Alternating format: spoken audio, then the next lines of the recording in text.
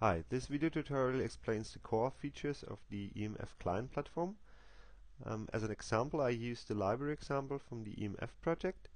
The only thing I have to change there is include a common base class, the model element, and then I can start the application.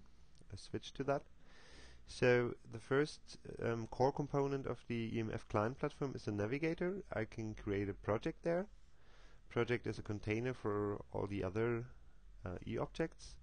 So I have a dialog where I can select what I want to create. So for example, I will create a book. And then the second core view will open up, which is the editor, and the editor will reflectively display any attribute of a book. For example, the title, the author, the pages, using different default widgets. All these widgets are replaceable. I will explain this in another video tutorial. So I can also create another element of this book example, for example, a library. The library e-object is a container for a book and the writer in this example, so when I right click on library I will get all these containment features. Whenever there are more than 5 or a configurable number of containments, I will also get this new dialog to keep the right click menu shorter.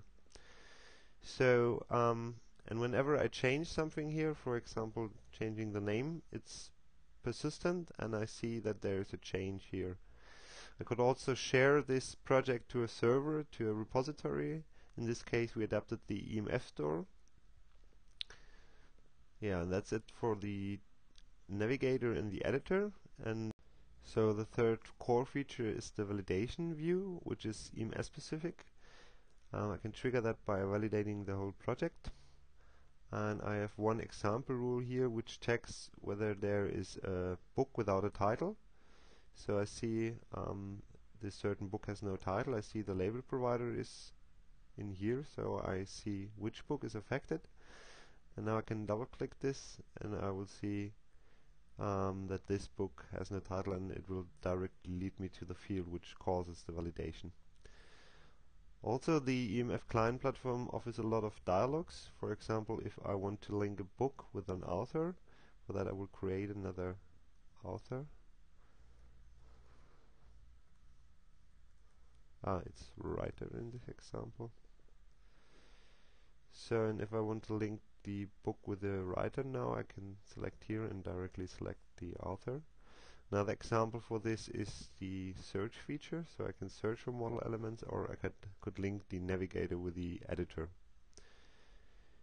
This video tutorial explained the standard features of the EMF client platform. Thanks for listening.